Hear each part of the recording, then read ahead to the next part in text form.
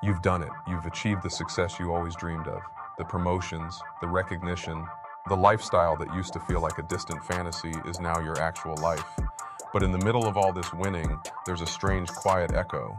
Your oldest friends, the ones who knew you way back when, are saying they don't even recognize you anymore. And if you're being honest, when you look in the mirror, you see someone who has evolved, someone who has grown, but you're starting to wonder if the world you came from can keep up. You're surrounded by new people, new connections, and it feels like they're applauding the person you've become. But it makes you ask a terrifying question. Are the people from my past holding on to an old version of me, a version I've outgrown? And am I supposed to shrink myself back down to fit, just to keep the peace? If this hits even a little close to home, you might be in the middle of a natural but painful evolution. It's a quiet crisis, not of losing yourself, but of outgrowing your old life. In a world that screams, you are what you do, the person you are becoming is starting to create distance from the people who only knew you for who you were. Today, we're pulling back the curtain on this. We're going to walk through the 7 signs that your success is changing you, and more importantly, how to decide who gets to come with you on the next chapter of your journey. Number 1, your values have evolved. The first sign is subtle. It's when your core values haven't been abandoned but have simply evolved. Think back to who you were when you started. Your priorities were clear, maybe centered around free time, creative hobbies, or just making it to the next paycheck. You had a specific vision of right and wrong, shaped by that reality. Now look at your life today. As you've grown, your priorities have naturally shifted. The world you operate in is more complex, and so is your value system. That critical meeting you took instead of a family dinner wasn't a betrayal of your values, but a reflection of your new level of responsibility. That corner you cut on a project was a strategic decision, not a moral failure. You bite your tongue in a meeting not because you're a sellout, but because you've learned to choose your battles. The problem is people from your past are still judging you by your old rulebook. They see your evolution as a compromise, which creates a deep, gnawing tension. This isn't an internal conflict of you losing yourself. It's an external conflict between who you are now and who people expect you to be. And being forced to justify your growth is the first step toward feeling alienated by your own success. Number 2, you've become a social strategist. Do you find yourself shifting your communication style depending on the room you're in? You're one person with your colleagues, another with your new, high-powered mentors, and a different, perhaps more relaxed version of yourself with your family.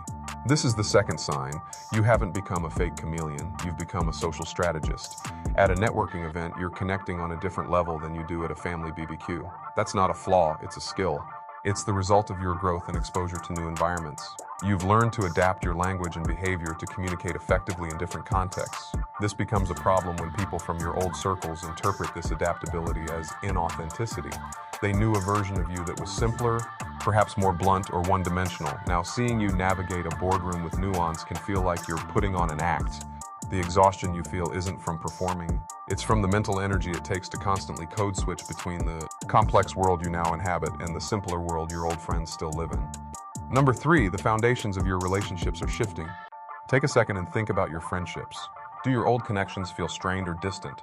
The third sign is when the very foundation of your old relationships begins to crack under the weight of your personal growth. Success doesn't just bring a new network, it changes you fundamentally. The common ground you once shared with old friends, complaining about the same problems, having the same aspirations, might not exist anymore. Their daily struggles might feel distant to you, and your new challenges are unrelatable to them.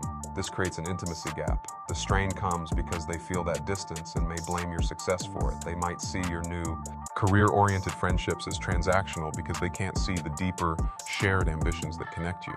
The real challenge is realizing that your friendship can't survive on nostalgia alone. It forces a difficult question. Can you build a new foundation with these people based on who you are today? Or are you holding on to a connection that has simply run its course? If any of this is hitting close to home, I want you to know this is a normal part of the journey. This is a conversation we need to be having more openly, so if you're getting any value out of this, please hit that subscribe button. On this channel, we talk a lot about building a life that doesn't just look successful, but feels aligned with your growth. And let me know in the comments, which of these signs is resonating with you the most? Sharing your story can be incredibly validating for you and for everyone else in this community. Number 4, you seek validation from a new tribe. The fourth sign is a shift in where you look for approval. It's not that you've become needy for validation. It's that you now require it from people who understand the game you're playing. The opinions of your old friends, which used to be your world, now carry less weight. A compliment from a respected mentor in your field lifts you up for weeks, while criticism from someone who doesn't understand your career path anymore just rolls off your back. This is a healthy and necessary part of growth. You are calibrating your sense of self-worth against the standards of the world you're now in. The conflict arises when your old circle feels this shift. They sense their influence waning and may interpret it as you thinking you're too good for them. Their attempts to give advice or criticism can feel outdated or misguided, creating friction. They may even try to pull you down, not out of malice, but out of a desperate attempt to stay relevant in your life. This forces you to start creating an emotional boundary between those who can help you grow and those who, intentionally or not, want to hold you back. Number 5, your passions have matured. What did you love to do before success took over? Was it staying up all night playing video games or hanging out at the same bar every weekend? The 5th sign is that the things that used to excite you now feel like a relic of a past self. When we are on a steep growth curve, our passions often evolve with us. We tell ourselves we're too busy for our old hobbies, but the truth is, they no longer feed our souls in the same way. The passion and energy you once put into those pastimes are now being channeled into your work, into learning, into building something meaningful. This is a huge point of disconnect with people from your past. They remember the fun you and may see your new focus as boring or obsessive. They'll ask why you don't relax like you used to, not understanding that your definition of fulfillment has changed. The real sign is when you realize you have to defend your new passions to people who are still attached to your old ones. Your life hasn't become less passionate. Your passion has simply found a bigger purpose. Number 6, you feel persistently anxious about your relationships. You've checked all the boxes. You have the title, the income, the respect. So why do you feel this constant restlessness or a low hum of anxiety? This is the 6th and maybe most confusing sign. It's not a sign that your life is inauthentic, but that it's in transition. That feeling of emptiness or anxiety is often misinterpreted as an identity crisis. It's not. It's the emotional turmoil of standing with one foot in your future and one foot in your past.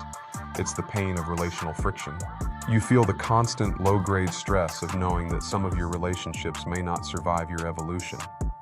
This anxiety is your gut telling you that you can't keep everyone happy. The pressure to manage the expectations of people from your past, while also striving to meet the demands of your future, is a recipe for burnout. Your gut is sending you a clear message. You have to make a choice. This path requires you to decide who you're bringing with you, and that decision is weighing on you. Number 7, you fear the relational cost of more success. This last sign is the biggest paradox of all. You've started to fear the very success you're working so hard for. As you climb higher, the stakes get bigger, but the fear isn't about the pressure, it's about the impending goodbyes. The deeper fear is that more success will create a gap so wide that it becomes impossible to maintain your connections to your past. You fear the isolation that comes from completely outgrowing the people you once loved. This fear can make you self-sabotage. You might pull back from a huge opportunity or hesitate on a promotion, not because you can't handle it, but because you're subconsciously trying to delay the painful relationship decisions that will come with it. Recognizing this fear is a game changer. It's you realizing that you can't have it all, not in the way you once thought. You can't reach for a new future while keeping your old life perfectly intact. The choice isn't between success and authenticity.